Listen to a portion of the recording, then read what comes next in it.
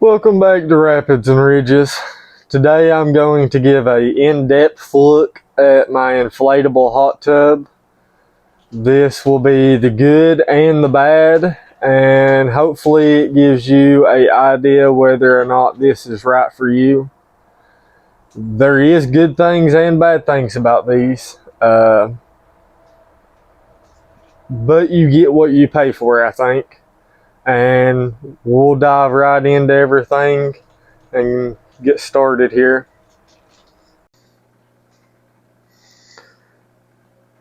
The first thing I would mention, guys, is they are cheap to get, low maintenance. You come out, mess with it one time a week, and it takes care of pretty well all your needs. They're not that hard to keep clean, especially if you're under a closed-in area. And for anyone wondering why I don't keep the cover over top of the inflatable top, it's because I find that the cracks in between are worse for building up bacteria and other nasty things. It's easier to keep clean without the cover. And I also leave the cover off because it's tedious putting it on and off, especially if you have it butted up against a wall or something else. And mine's not rubbing, but it's close enough that it makes it inconvenient. I still have my cover, I just don't really use it. And if you're in a closed-in area, you don't have wind and stuff to deal with, you shouldn't need it. Even in the winter time, down to 0 degrees out, I've never really had an issue with this thing holding temperature. And as far as what I buy for my hot tub to take care of it, I get these 1-inch tablets. You can use chlorine or bromine. I believe that's the name of it. I use Hot Tub Weekly Care 3-in-1. A lot of times you can catch it on sale in the winter time. My local Walmart always seems to have it on sale in the winter. It's good to pick up a little bit extra when you see it like that. And then I also get this relaxing mind and body. It gives my water a nice pale blue color, and I like the way it smells.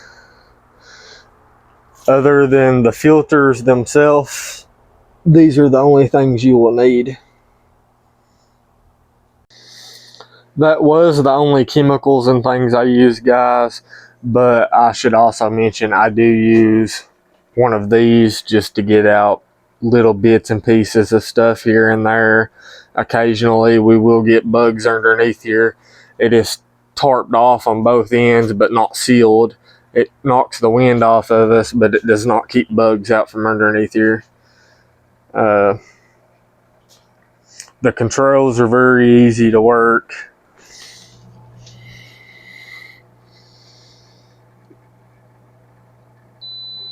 You just hold the unlock button for about 3 seconds, and then you can turn on and off anything you want.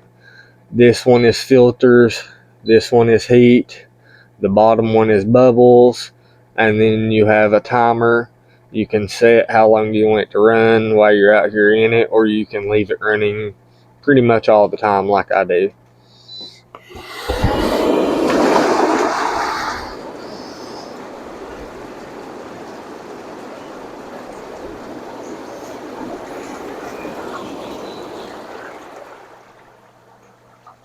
Now to mention some of the bad. Often you will have to deal with bubbles forming on the top whenever you add new chemicals in, maybe even waiting a day or so to get in. Easiest way to deal with that is to get the little test strips.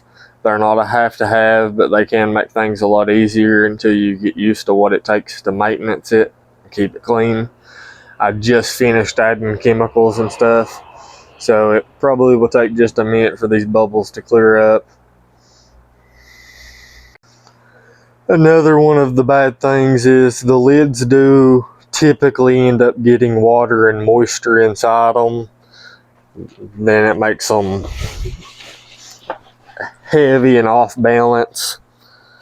It happens over time. As far as I know, there's not a good way to avoid that happening, but it's not the end of the world.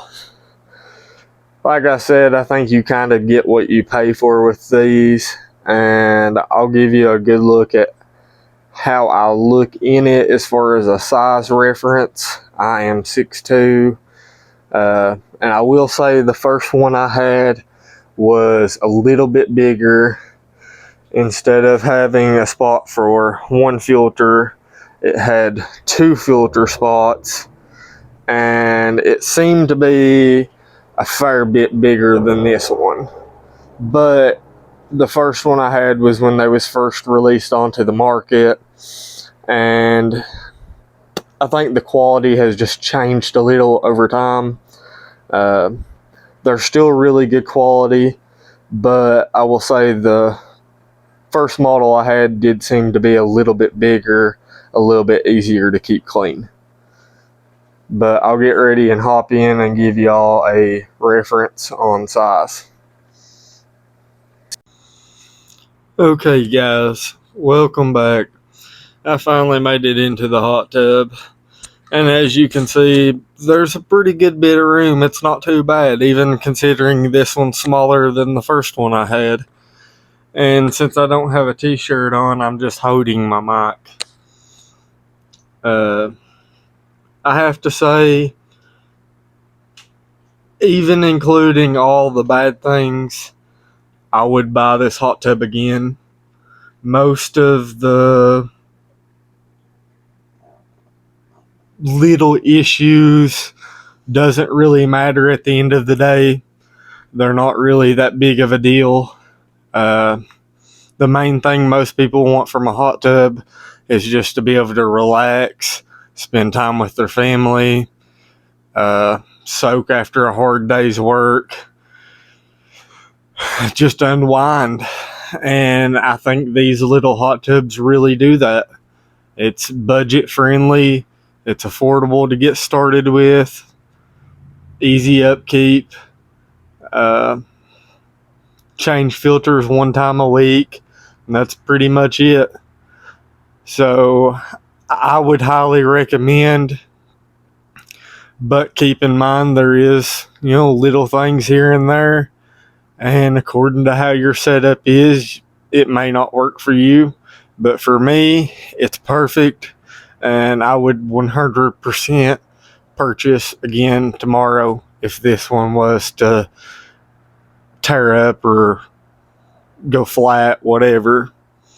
I consider this a have to have item for me and my family after having one for 4 years. Let me know your thoughts in the comments. Thanks for watching. And if you'd like more like this, please think about subscribing.